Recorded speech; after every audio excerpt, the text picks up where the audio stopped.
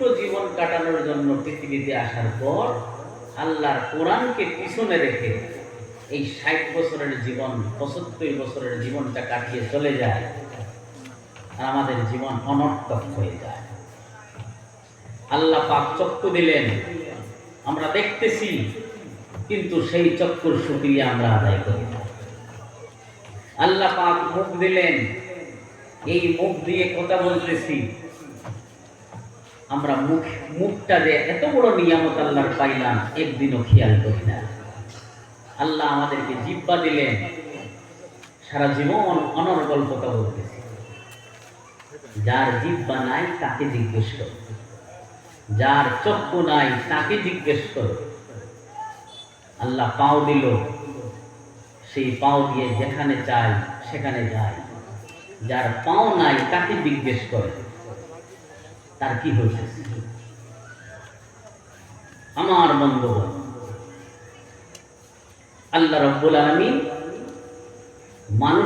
মানুষদের দৃষ্টি আকর্ষণ করে বলতেছেন, ও দুনিয়ার মানুষ, এত কিছু আমি তোমাদেরকে দিলাম, তোমরা কেন আমাকে ভুলে গেলে? আউযু বিল্লাহি মিনাশ শাইতানির রাজীম। বিসমিল্লাহির রহমানির রহিম। আলাম নাজআল লাহু আইনাইন ওয়া লিসানান ওয়া শাফাতাইন। আল্লাহ রাব্বুল আলামিন বলেন, বান্দারে আমার, দুইটা চক্ষু দিলাম আমি তোমাকে। আলাম নাজআল লাহু আইনাইন ওয়া লিসানান ওয়া শাফাতাইন। বলার জন্য তোমাকে জিহ্বা দিলাম, তোমাকে এত সুন্দর দুইটা ঠোঁট দিলাম, আমি আল্লাহকে তুমি চিনতে পারলা না। আর একটি জায়গায় আল্লাহ পাক বলেন, ইয়া আইয়ুহাল ইনসান মা গাররাকা বিরাব্বিকাল কারীম। ও মানুষ, আমি আল্লাহকে কিভাবে ভুলে গেলা? মা গাররাকা বিরাব্বিকাল কারীম আল্লাযী খালাকাকা ফাসাওয়াকা ফাআদালাক। যে আল্লাহ তোমাকে সৃষ্টি করেছেন, তোমার মুখমণ্ডল, তোমার পাও, তোমার জিহ্বা, তোমার মাথা, তোমার পাও, তোমার কলিজা, ভিতর থেকে বাইরে পর্যন্ত সবগুলি নিয়ামত আমি আল্লাহ দিলাম। সেই নিয়ামতগুলোকে তুমি বক্ষণ করতেছো, উপভোগ করতেছো, কিন্তু বান্দারে আমার, নামাজের যখন সময় হয়, মুয়াজ্জিন যখন আমার দিকে ডাকে, তখন তুমি আমাকে চিনতে পারো না। ইয়া আইয়ুহাল ইনসান মা গাররাকা বিরাব্বিকাল কারীম। আমি আল্লাহ তোমাকে বানাইলাম, সুন্দর করে তোমাকে সৃষ্টি করলাম। তোমাকে আমি তোমার মুখটা বেঁকা বানাই নাই, তোমার কপালটাকে আমি বেঁকা বানাই নাই, তোমার নাকটাকে আমি সেই জায়গায় দিয়েছি যেখানে দেওয়ার কথা। তোমার নাকগুলোকে, তোমার নাকটাকে আমি কপালের মধ্যে লাগাই নাই। ফাদালা, যেখানে দেওয়ার কথা সেখানে দিয়েছি। ফাসাওয়াকা, তোমার শরীরের অঙ্গগুলোকে আমি সুস্থ এবং সুন্দর করে দিয়েছি, বেড়া ছাগলের মতো বানাই নাই। জোরে বলেন সুবহানাল্লাহ। আল্লাহ রাব্বুল আলামিন বলেন, কাইফা তাকফুরুনা বিল্লাহি। ও আমার বান্দারে, কিভাবে তুমি আমাকে অস্বীকার করো, কিভাবে তুমি আমাকে মানো না? আমি তোমাকে বানাইলাম, কুনতুম আমওয়াতা, তুমি তো ছিলে না, তোমার কোনো অস্তিত্ব ছিল না, তুমি কোনো প্রাণীও ছিলে না, কোনো বস্তুও ছিলে না। ওয়াহিয়াকুম, আমি আল্লাহ রাব্বুল আলামিন তোমাকে নেস থেকে হস্ত করেছি, অস্তিত্বহীন জায়গা থেকে সুন্দর মানুষ হিসেবে গড়ে তুলেছি। সুবহানাল্লাহ। কাইফা তাকফুরুনা বিল্লাহি ওয়া কুনতুম আমওয়াতা, তুমি তো ছিলে না, তোমার অস্তিত্ব ছিল না। মানুষ তো দূরের কথা, তুমি কোনো বস্তুই ছিলে না। এই কথাটা আল্লাহ রাব্বুল আলামিন আর আরেকটি জায়গায় বর্ণনা দিয়েছেন। মানব জাতিকে ডাক দিয়ে আল্লাহ পাক বলেন, হাল আতা আলাল ইনসান হিনুম মিনাত দাহরি লাম ইয়াকুন শাইআন মাযকুরা। ও মানুষের অনন্তকাল একটা জীবন, লম্বা একটা জীবন, এই পৃথিবীটা সৃষ্টি করার পর থেকে তোমার জন্মের আগ পর্যন্ত, তোমার অস্তিত্বের আগ পর্যন্ত তুমি ছিলে না। আমি আল্লাহ তোমাকে সেই অস্তিত্বহীন জায়গা থেকে মানুষ রূপে রূপান্তরিত করেছি, মানুষ বানাইলাম। হাল আতা আলাল ইনসান হিনুম মিনাদ দাহরি লাম ইয়াকুন শাইআন মাযকুরা। উল্লেখযোগ্য কোনো বস্তু তুমি ছিলে না, সেখান থেকে আমি এনেছি। তুমি কি ছিলে? আল্লাহ রাব্বুল আলামিন বলেন, ও আমার বান্দারে, তোমার বাবার পৃষ্ঠে তোমার বাবা যখন খাদ্যগুলো আহরণ করেছে, মাটি থেকে সৃষ্টি হওয়া সবজি, শাক-পাচলি ইত্যাদি খেয়েছে, আমি আল্লাহ রাব্বুল আলামিন সেই খাওয়ান থেকে তোমার বাবার পৃষ্ঠে বীর্য নামে একটা জিনিস সৃষ্টি করেছি। আল্লাহু আকবার। বস্তুটা ছিল না পাক, নাম নেওয়ার মতো নয়। মানুষ নাম নিতেও ভয় করে, শরম করে, লজ্জা করে। সেই জায়গা থেকে আমি আল্লাহ রাব্বুল আলামিন তোমাকে কৌশলগতভাবে তোমার বাবার পৃষ্ঠ থেকে তোমার মায়ের পেটের ভিতরে আমি রূপান্তরিত করে দেই, পৌঁছাইয়া দেই। আল্লাহু আকবার। কৌশলগতভাবে আমি আল্লাহ তোমার বাবার পৃষ্ঠ থেকে তোমার মায়ের পেটের মধ্যে একটি সংরক্ষিত স্থানে আমি পৌঁছাইয়া দিলাম। জোরে বলেন সুবহানাল্লাহ। বন্ধুরে আমার, আল্লাহ পাক রব্বুল আলামিন বলেন, কোরআনে কারীমের ভিতরে আমরা পাই, আল্লাহ রব্বুল আলামিন বলেন, ফাখালাকানান নুতফাতা আলাকাতান ওয়াল আলাকাতা মুযগাতান ওয়াল মুযগাতা ইযামান ফাকাসাওনাল ইযামা লাহমা। আল্লাহ রব্বুল আলামিন বলেন, সেই বীর্যটাকে, না পাক পানির ফুঁটাকে কৌশলগতভাবে মায়ের পেটের ভিতরে পৌঁছানোর পর আমি আল্লাহ আমার কুদরত দিয়ে পরিবর্তন করে সেটাকে মাংস বানাইয়া দেই। মাংস থেকে আস্তে আস্তে সেটা হাড্ডিতে পরিবর্তন হয়, হাড্ডির উপরে আমি মাংস পরিধান করাইয়া তোমাকে মানুষ বানাইলাম। আল্লাহু আকবার কবিরা। সেই কথাটা আল্লাহ বলেছেন, ইয়া আইয়ুহাল ইনসান মা গাররাকা বিরাব্বিকাল কারীম। এখন তুমি পৃথিবীতে এসে আমি আল্লাহকে কিভাবে ভুলে গেলা? আল্লাহ যে আল্লাহ তোমাকে সৃষ্টি করেছেন, ফাসাওয়াকা ফাআদালাক, সুন্দর করে তোমাকে বানিয়েছেন, তারপরে তুমি এসেছো এই পৃথিবীতে মানুষ রূপে। পৃথিবীতে আসার পরেও আল্লাহ পাক রব্বুল আলামিন বলেন, তোমার সমস্ত নিয়ামতগুলো আমি এখনো পরিপূর্ণ করি নাই। বান্দারে আমার, পৃথিবীতে যখন তুমি আসলা, মা বলে ডাকতে পারো না, বাবা বলে ডাকতে পারো না। আল্লাহ রাব্বুল আলামিন বলেন, বান্দারে আমার, এখনো পর্যন্ত তোমাকে আমি কথা শিখাই নাই, তুমি শক্ত কিছু চাবাইতে পারো না, এখনো পর্যন্ত আমি দাঁত তোমাকে দেই নাই। ডাক নিয়ে আসে মানুষ না। জন্ম নেওয়ার পরে আব্বু আম্মু বলে ডাক দিতে পারে? ডাক দিতে পারে না। নির্ধারিত সময় যাওয়ার পরে বন্ধুরে আমার, দাঁত উঠে গেল, কথাও বলতে লাগলাম। তার মানে হলো আল্লাহ রাব্বুল আলামিন তার নিয়ামতগুলো পরিপূর্ণ করে দিতেছেন। মানুষ কথা বলতে পারে, আব্বু বলে ডাকতে পারে, আম্মু বলে ডাকতে পারে, চাচু বলে ডাকতে পারে, দাদু বলে ডাকতে পারে, আশপাশের মানুষদের কেউ চিনতে পারে। আল্লাহ রাব্বুল আলামিন শ্রবণ শক্তি দিলেন, বুদ্ধিমত্তা দিলেন, বিবেক দিলেন। বন্ধুরে আমার, মা বাবাকে ডাকার শক্তিও দিলেন। এলাকায় তুমি আস্তে আস্তে একজন যুবক হয়ে গেলা, তোমার বয়স পরিপূর্ণ হয়েছে, তুমি একজন যুবকে রূপান্তরিত হয়েছে, সুন্দর সুস্থ শক্তিশালী একটা মানুষ।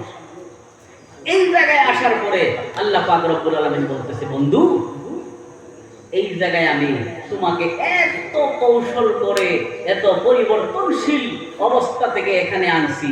এখানে আসার পরে তুমি বালিগ হইছো, এখন তুমি আমাকে ডাকতে হবে। জোরে বলেন সুবহানাল্লাহ।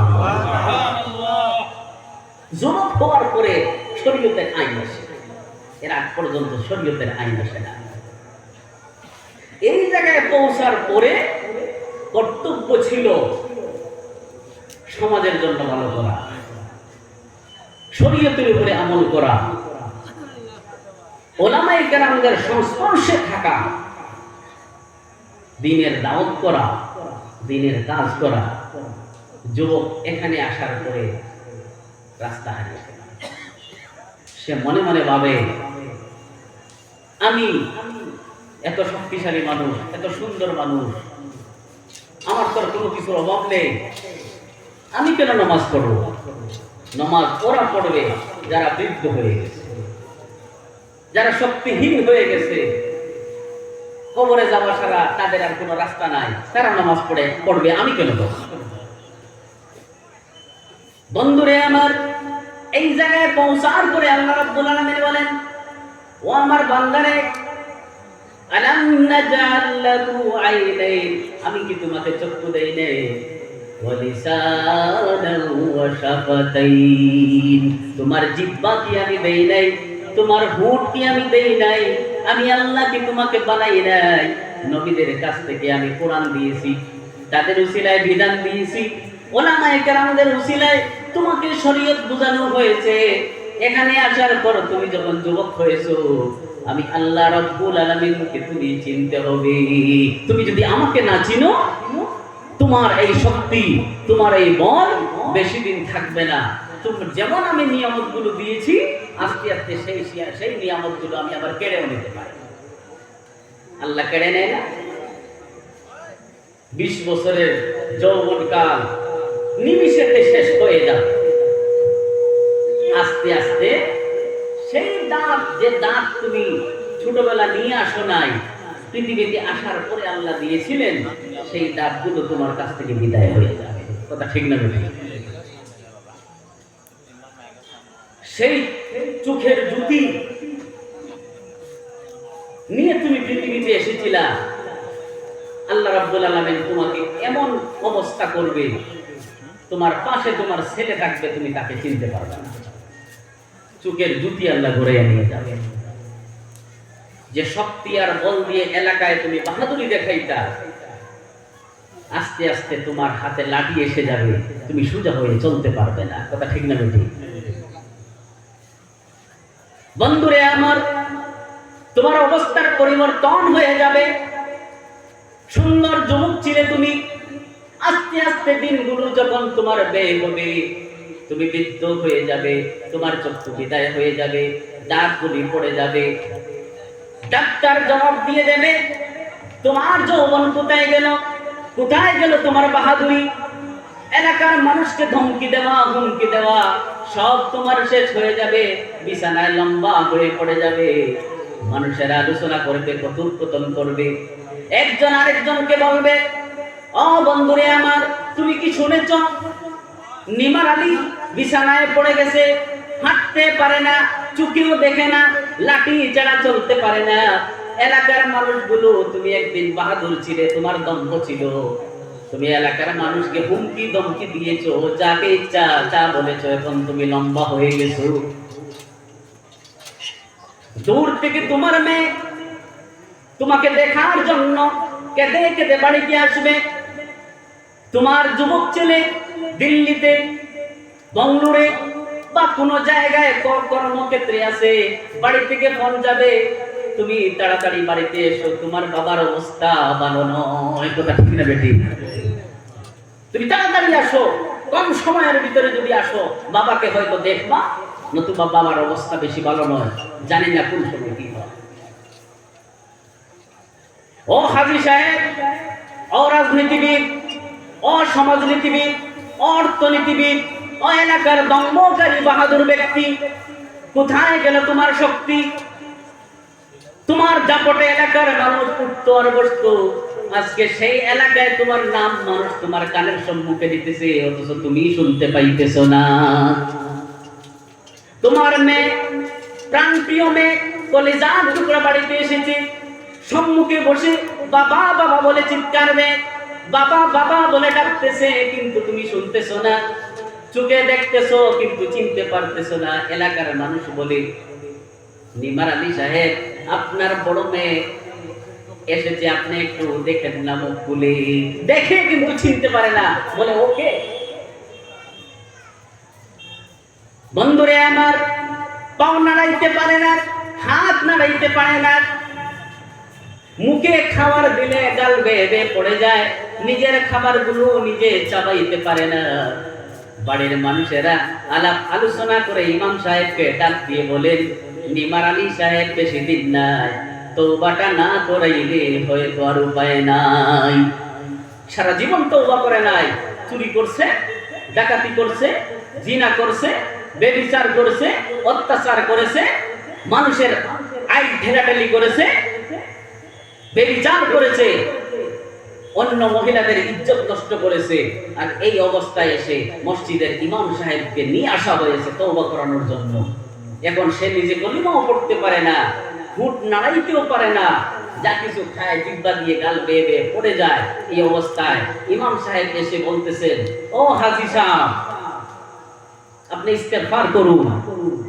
তার কাছে ইস্তেগফার করার শক্তি নাই। ইমাম সাহেব বলতেছেন, হাজী সাহেব আপনি কলিমা পড়ুন। কে কার কি বলতেছে? নিমার আলী সাহেব তো এই পৃথিবীতে আর নাই, আছে শুধু বুকটা দড়ফড় করতেছে। এমন অবস্থা এলাকায় আমাদের সম্মুখে হইতেছে কি হইতেছে না?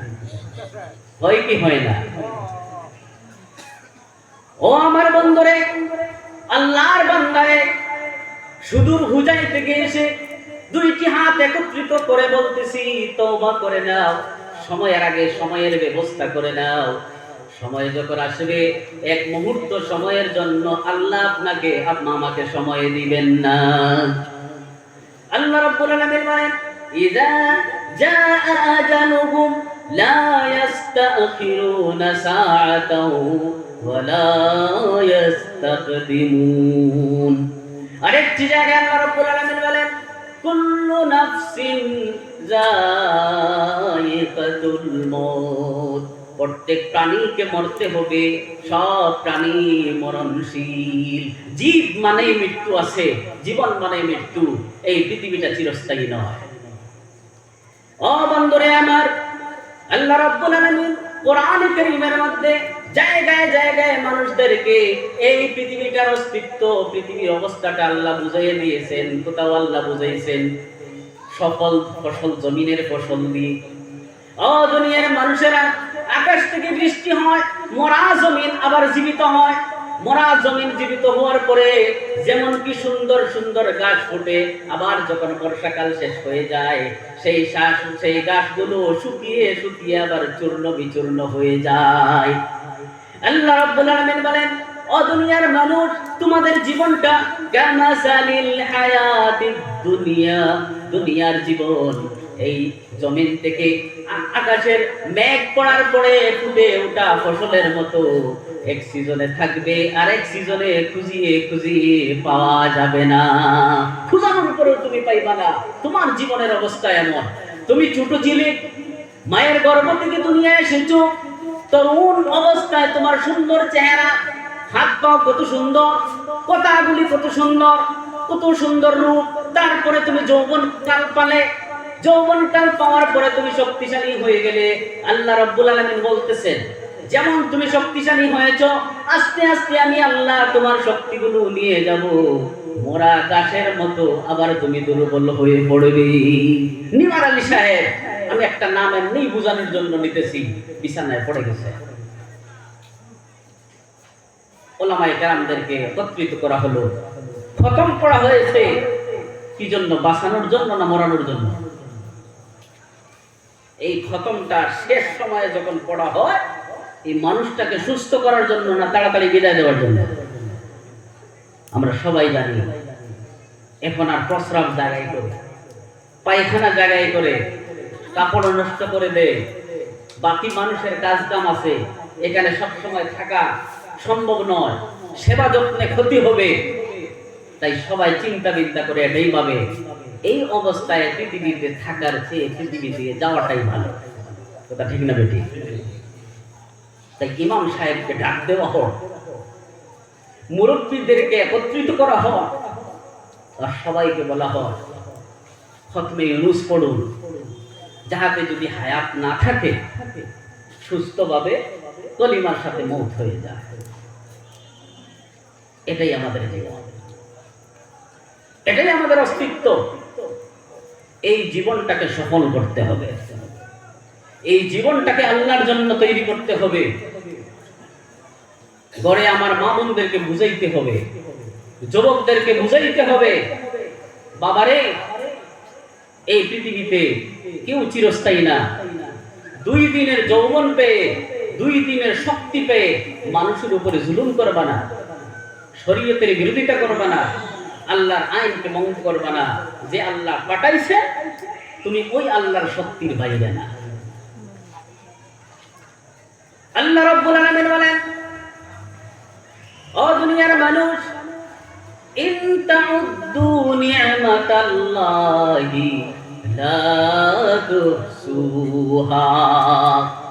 আমার জমিনে খাইতেছো, আমার জমিনে বসবাস করতেছো, সেই জমিনের উপরে তোমরা চলাফেরা করো।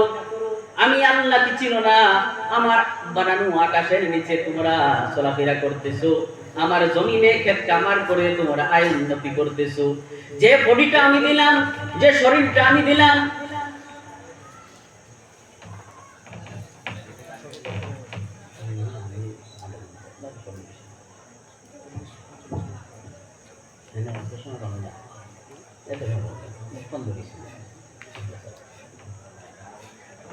এইগুলা শক্তি আমি আপনাকে দিলাম, আর সেই শক্তিকে তুমি অপচয় করলা। আমি আল্লাহকে চিনলাম। আমি একটা এখানে এসে জীবন কিভাবে কাটাইতে হয় তার একটা ছোট্ট উদাহরণ দিয়ে আমার কথাগুলো শেষ করতেছি। আমি বেশি লম্বা আলোচনা করি না, আমার শক্তি নাই। আমি মানুষ দেখতেছেন না, এত শক্তিশালী না। আপনারা বসে আছেন, দিনের কথা বলতেছি, আপনারা শুনতেছেন। আমি আমার জন্য ওয়াজ করতেছি, আপনাদের জন্য না। আপনারাও শুনেন, কিন্তু এই ওয়াজগুলো আমি আমার নিজের জন্য করতেছি। আমিও এই পৃথিবীতে থাকবো না, আপনিও থাকবেন না। আমাদের সবার অবস্থা একই। আমরা সব আল্লাহর বান্দা, সব রাসূলুল্লাহর উম্মত। একটা চিন্তা করতে এখানে বসছি, আমরা কি আল্লাহর রাসূলের আইন মতো জীবন যাপন করতেছি? একটু চিন্তা করতে বসছি। আমাদের ঘরের ভিতরে কি দিন আছে? চিন্তা করতে। আমাদের মা বোনেরা কি নামাজ পড়েন? আমার ঘরের ভিতরে কি কোরআনের তিলাওয়াত আছে? আমার ঘরে আমার যুবক মেয়ে, আমার যুবক বোন, আমার খালা, আমার মাসি কি পর্দায় আছে? না সকাল থেকে বিকাল পর্যন্ত আল্লাহর নবীর শরীয়তের উপরে ছুরি মারতেছে, আমি দেখতেছি আর আমি কিছু বলতেছি না। এই কথাটা চিন্তা করার দিন আছে, 1 বছরের জন্য। এই সুযোগটা কালকে আর আসবে না। আসবে? আর আমরা যা করে নিয়েছি, আল্লাহর আইনকে অমান্য করে, যে আল্লাহকে নারাজ করে নিয়েছি, আমাদের মালিককে, আজকে বসে বসে এখানে তওবা করে মালিককে রাজি আর খুশি করে যাব ইনশাআল্লাহ। ইনশাআল্লাহ, ইনশাআল্লাহ, জোরে বলেন ইনশাআল্লাহ। আমার বন্ধুগণ, আল্লাহ এত দয়াবান, আল্লাহ এত ক্ষমাশীল, আল্লাহ এত ধৈর্যশীল। যেখানে বান্দা গিয়ে আল্লাহকে চিনতে পারবে আর ফিরে আল্লাহর দিকে তাকাইয়া ডাক দিবে, আল্লাহ বলে ফাইন্নী করিব, আমি তোমার নিকটে। কোথায় যাইতেছো তুমি? জোরে বলেন আল্লাহু আকবার।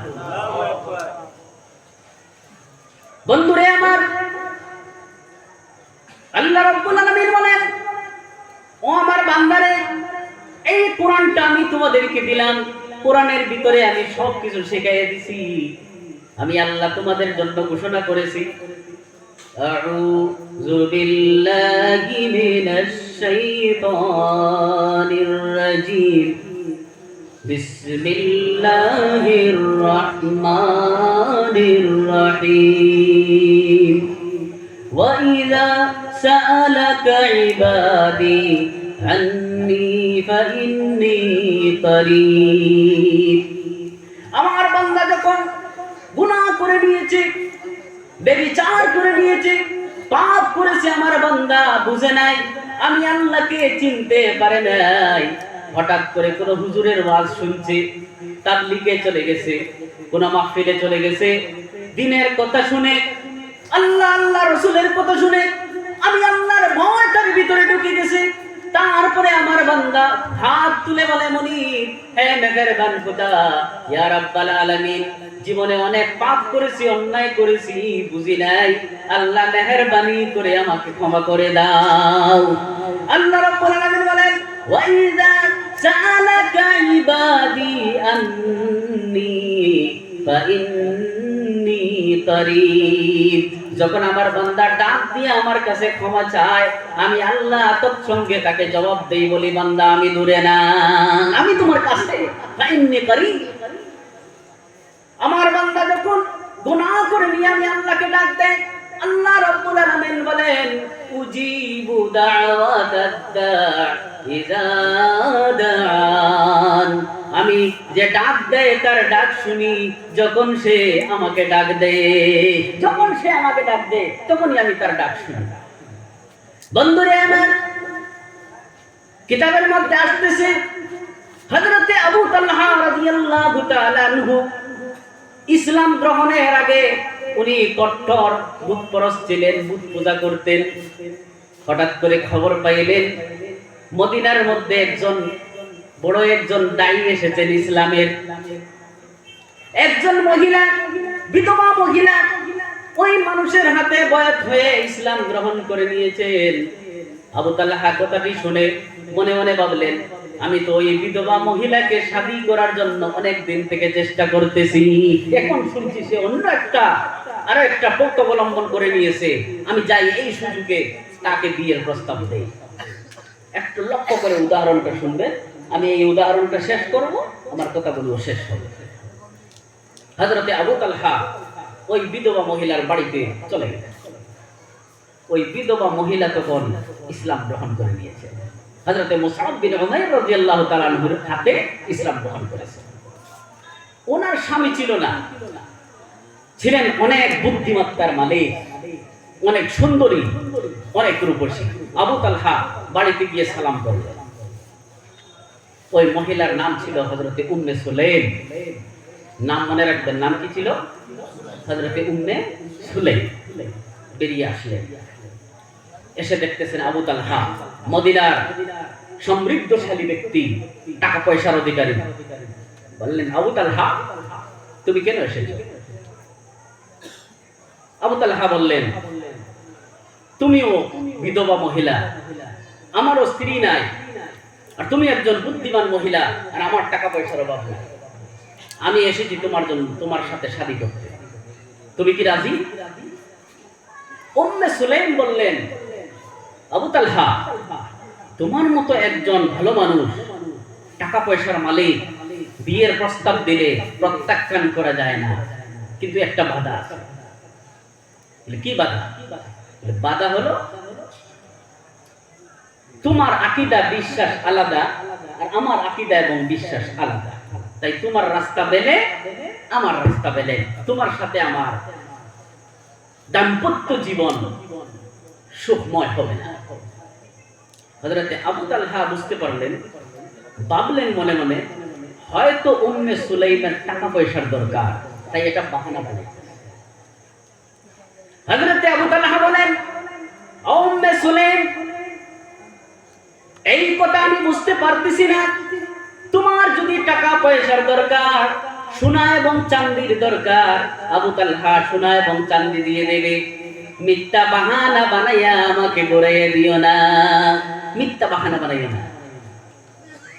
পরিষ্কার বলো, টাকা পয়সার দরকার হলে টাকা পয়সা দিয়ে দেবে। হযরতে উম্মে সুলাইম বললেন, আবু তালহা, ব্যাপার টাকা পয়সার নয়, ব্যাপার হলো আমি মুসলমান আর তোমার কাছে ইসলাম নাই। হযরতে আবু তালহা বললেন, তাহলে আমি যদি ইসলাম গ্রহণ করে নেই, তাহলে তুমি যদি ইসলাম গ্রহণ করে নাও, আমি তোমার কাছ থেকে মোহর ও 1 টাকাও নিব না, তোমার সাথে শাদী করতে আমি প্রস্তুত। আল্লাহু আকবার। সাহাবায়ে কেরামরা যারা মহিলা ছিলেন, তাদের ঈমানের পাওয়ার দেখে হযরতে আবু তালহা রেডি হয়ে গেলেন। হঠাৎ করে ওনার মনে পড়লো, আমি যে এত সুন্দর করে অনেক টাকা খরচ করে লাকড়ি দিয়ে একটা ভূত বানাইছি, যেই ভূতের সাথে আমার অনেক বেশি ভালোবাসার মহব্বত, এটাকে কিভাবে ছাড়তে পারি? কথা বুঝতে পারতেছেন? এই কথাটা ভাবতে না ভাবতে উম্মে সুলাইম বুঝে নিলেন যে আবু তালহা কি নাকি ভাবতেছে। হযরত উম্মে সুলাইম বলেন, আবু তালহা রে, আমি মনে মনে ভাবতেছি, তোমার মনের মধ্যে আসতেছে তোমার ঘরের ভিতরে একটা ভূত আছে, সুন্দর করে তুমি বানাইছো, সকাল বিকাল সেই ভূতের সম্মুখে দাঁড়িয়ে দাঁড়িয়ে তুমি কান্নাকাটি করো।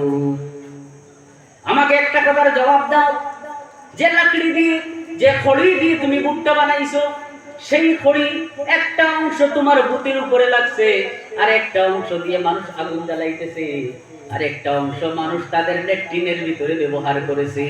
এখন তুমি বলো যে ভূতের লাকড়িটা, খড়িটা মানুষ ল্যাট্রিনে লাগাইছে, কেউ আগুনে জ্বালাইছে, সেটা তোমার ভগবান, তোমার খোদা বা তোমার মালিক কিভাবে হইতে পারে? এই কথা শোনার পরে আবু তালহা মন পাল্টে গেল, ব্যাপারটা তো সত্যি, যুক্তিসঙ্গত কথা। সঙ্গে সঙ্গে বলতেছেন, উম্মে সুলাইম, আমি মুসলমান হলে আমাকে কি করতে হবে? বন্ধুরে আমার, উম্মে সুলাইম বলেন, ও আবু তালহা, তুমি যদি ইসলাম গ্রহণ করতে চাও, আল্লাহর নবীর দিনের ভিতরে আসতে চাও, লম্বা কিছু তোমাকে করতে হবে না। আমার সম্মুখে তুমি দাঁড়াও, আমি তোমাকে একটা বাক্য শেখাইব, সেই বাক্যটা তুমি উচ্চারণ করলেই আল্লাহর দিনের ভিতরে তুমি প্রবেশ করে নিবা।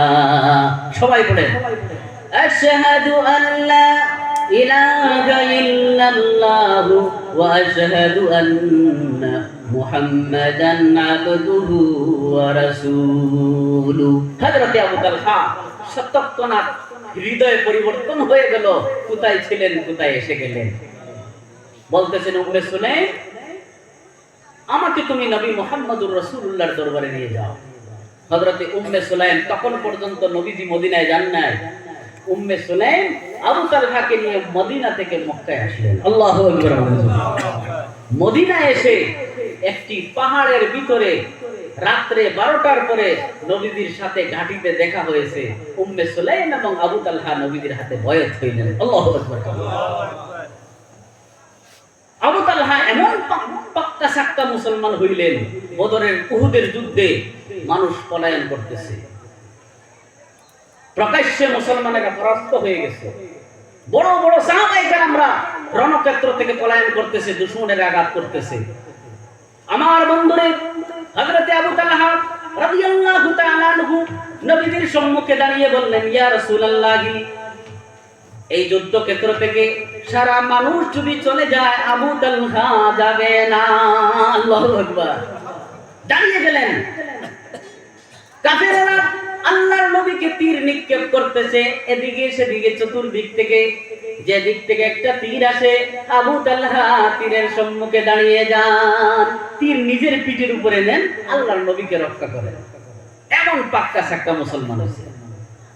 বুখারী শরীফের মধ্যে আসতেছে, আল্লাহর নবী চিৎকার দিয়ে বলতেছেন, আরেকটা মানুষ পলায়ন করতেছে, তার পিঠের মধ্যে কয়েকটা তীর আছে। আল্লাহর নবী বলতেছেন, ও পলায়নকারী, তোমার পিঠের মধ্যে তীর নিয়ে তুমি মাজলিস থেকে, তুমি জিহাদ থেকে তুমি পলায়ন করো না, তোমার তীরগুলো আমার আবু তালহাকে দিয়ে দাও, আবু তালহাকে তীরগুলো দিয়ে তুমি যাও। আর আল্লাহর নবী বলেন, ইয়া আবা তালহা ইরমি, ইয়া আবা তালহা ইরমি ফিদাকা বি ওয়া উম্মি। আবু তালহা, তুমি মারো তীর, আমার জান এবং মাল, আমার মা বাপ তোমার উপরে কুরবান, তুমি মারো। ইসলামের রাস্তায়, দ্বীনের রাস্তায় তুমি খিদমত করতেছো, দুশমনদেরকে তুমি তাড়াইতেছো। আমার বন্ধুগণ, কিতাবের মধ্যে আসতেছে, আল্লাহর নবী পিছন থেকে মাথা উঁচু করে যখন বেঈমানদের দিকে তাকাইতেন, আবু তালহা বলতেছেন, ইয়া রাসূলুল্লাহি, আপনার গায়ে যেন কোনো তীর না লাগে, খোদার কসম আপনার গায়ের আগে আমি আবু তালহার বডি রয়েছে। ইয়া রাসূলুল্লাহ, আপনি পিছন থেকে সামনের দিকে তাকাইবেন না, আপনি একটু বসে থাকেন। সুবহানাল্লাহ। হযরত আবু তালহা রাদিয়াল্লাহু তাআলা আনহু এমন খিদমত করছেন উহুদের দিন নবীজি, যখন এই অবস্থার অবসান ঘটলো, সাহাবায়ে কেরামরা মদিনায় গেলেন, তখন নবীজি মসজিদে নববীতে দাঁড়িয়ে বললেন, ও আমার সাহাবায়ে কেরামরা, ও আমার বন্ধুরা, ও দুনিয়ার মানুষ তোমরা কান তুলে শুনো, আজকে তোমরা সবাই দ্বীনের জন্য লড়েছো, দ্বীনের খিদমত করেছো, কিন্তু আমি নবী মুহাম্মদুর রাসূলুল্লাহ সাক্ষী দিতেছি আজকের দিন পুরাটা ছিল আমার আবু তালহার। আজকের পুরা দিনটা ছিল আবু তালহার। তোমরা সব করেছো, কিন্তু আজকের দিনটা ছিল আবু তালহার। আমার বন্ধুরে, আমার যুবক ভাইরা, আবু তালহা উনি বড় একটা বাগানের মালিক ছিলেন। মদিনার ভিতরে বাগান ছিল, বাগানের মধ্যে নামাজ পড়তেছে হযরত আবু তালহা। নামাজের মধ্যে খেজুরের বাগানের মধ্যে একটা পাখি এসে একটা গাছের ডালে বসছে, রং লাল এবং নীলা, সুন্দর, এদিক থেকে সেদিকে যায়, মধুর কণ্ঠে ডাকাডাকি করতেছে। আবু তালহা নামাজ পড়তেছেন। হঠাৎ করে নামাজের ভিতরে আবু তালহার মন ওই পাখির দিকে চলে যায়। ও আমার বন্ধুরে, আমার বাইরে আবু তালহার মন যখন পাখির দিকে চলে গেল, আবু তালহার মনে আর নেই কয় রাকাত নামাজ পড়ছেন। কাম সাল্লাহ রাকাতান ও রাকাতাইন ও আরবা রাকাত, 2 রাকাত পড়লেন, 1 রাকাত পড়লেন না 4 রাকাত পড়লেন, আবু তালহার মনে আর নাই। নামাজ যেমনে তেমনে শেষ করলেন। নামাজ শেষ করার পরে বসছেন, বাগানের দিকে তাকাইছেন আর বলতেছেন, ও বাগান রে, ও বাগান, আমি এই দুনিয়া ছেড়ে কবরে চলে যাব, তুমি বাগান এখানে থাকবা, আমার সাথে যাইবা না। তুমি আমার নামাজ নষ্ট করছো বাগান, তোমাকে আর রাখবো না। জোরে বলেন আল্লাহু আকবার কবির। আবু তালহা এখান থেকে দৌড় দিলেন, আল্লাহর নবীকে তালাশ করলেন। আল্লাহর নবী মসজিদে নববীতে বসা ছিলেন। আল্লাহর নবীর দরবারে গিয়ে আবু তালহা বলেন, ইয়া রাসূলুল্লাহি, ইয়া হাবিবাল্লাহ, ইয়া খাতামান নবিয়্যিন, আমি আপনার কাছে নালিশ করতে এসেছি। আল্লাহর নবী বলেন, ও আবু তালহা, কার নালিশ করতে এসেছো? আবু তালহা বলেন, ইয়া রাসূলুল্লাহি, আবু তালহা নিজের নালিশ নিজে করতে এসেছে, আমার বিচার নিয়ে আমি এসেছি। কি হয়েছে? বলতেছেন, ইয়া রাসূলুল্লাহি, আমার 2টি বাগান আছে, আপনি তো জানেন বড় বাগানের মালিক আমি। বাগানের ভিতরে আমি নামাজ পড়তেছিলাম, আল্লাহকে স্মরণ করতেছিলাম। বাগানের সৌন্দর্য মনমোহা দৃশ্যের মধ্যে একটা পাখি এসে যায়। পাখির দিকে তাকাইলে আবু তালহা নামাজ কয় রাকাত পড়ছে ভুলে যায়। ইয়া রাসূলুল্লাহ, আপনি সাক্ষী থাকেন, এই বাগান আর রাখবো না, এই বাগানটা আমি আর রাখবো না, আল্লাহর রাস্তায় আমি সদকা করে দিলাম। আবু তালহা পূর্ণ এই বাগানটাকে আল্লাহর নবীর হাতে দিয়ে বললেন, ইয়া রাসূলুল্লাহ, যেখানে ইচ্ছা সেখানে খরচ করে, আবু তালহার বাগানের কোনো দরকার নেই। এটা ছিল সাহাবায়ে কেরামদের জীবন। এইরকম ছিল সাহাবায়ে কেরামদের জীবন। কিতাবের মধ্যে আসতেছে, বন্ধুরে আমার, আবু তালহা এমন ভাবে আল্লাহর পাগল হইলেন, সারা দিন তিলাওয়াত করতেন, সারা রাত তাহাজ্জুদের নামাজ পড়তেন। আবু তালহা কিতাবের মধ্যে আসতেছে, সারা জীবন ঈদের দিন ছাড়া জীবনে কোনোদিন রোজা ত্যাগ করেন নাই। শুধু ঈদের দিন ছাড়া, যে ঈদের দিন রোজা রাখা হারাম, আবু তালহা সারা জীবন রোজা রাখতেন, রাত তাহাজ্জুদে তিলাওয়াত করতেন, সারা দিন রোজায় থাকতেন। নবীজি যেখানে ডাক দিতেন দ্বীনের জন্য, আবু তালহা তরবারি নিয়ে, সাজ সরঞ্জাম নিয়ে উপস্থিত, সারা জীবন এভাবে কাটালেন। এটা হলো যুবক। ও আমার যুবকেরা, এই দুনিয়ায় থাকো, কিন্তু দুনিয়ায় নিমজ্জিত হইও না। দুনিয়ার উপার্জন করো, টাকা পয়সার দরকার আছে, শিক্ষা দীক্ষার দরকার আছে, ছেলে মেয়েদেরকে শিক্ষা দাও, নেক হালাল টাকা উপার্জন করো, ঘরবাড়ি বানাও, সম্মানে থাকো, আল্লাহকে বলিও না। সম্মানিত একটা জীবন কাটাও, আল্লাহকে বলিও না। সব সময় স্মরণে রাখবে তুমি কার বান্দা, তুমি কোথায় থেকে এসেছো, তুমি কোথায় আছো, আর তোমাকে কোথায় যাইতে হবে। বুজুর্গানে দিনরা বলেন, ও দুনিয়ার মানুষ, এমন ভাবে তোমরা জীবন কাটাও যেমন বাহামা ও বেহামা, সবার সাথে আসো, সবার সাথে তুমি আছো, আবার কিন্তু তুমি কাহারো সাথে নাই। বাহামা ও বেহামা, বুজুর্গানে দিনরা বলেন, তাকে বলে খালওয়াত আঞ্জুমন। তুমি সবার মানুষের, হাজার হাজার মানুষের ভিড়ে থাকবে, তোমার অন্তরে থাকবে আল্লাহ। এটা হলো বাহামা ও বেহামা, খালওয়াত আঞ্জুমন। আমার বন্ধুরে, হযরতে আবু তালহা, আমি 10 থেকে 15 মিনিটের ভিতরে আমার কথাগুলো শেষ করতেছি। হযরতে আবু তালহা রাদিয়াল্লাহু তাআলা আনহু এমন একটা জীবন কাটাইলেন কিয়ামত পর্যন্ত মানুষের জন্য উদাহরণ হয়ে গেল। হযরতে আবু তালহা আল্লাহর নবীর ইন্তেকাল হয়ে যায়, তারপরে হযরতে আবু তালহা নবীজির ইন্তেকালের পরে আরো 30 বছর দুনিয়ায় জীবিত ছিলেন। কয় বছর? 30 বছর। নবীজির ইন্তেকালে দুনিয়া থেকে বিদায় নেওয়ার পরে আরো 30 বছর আবু তালহা এই পৃথিবীতে ছিলেন।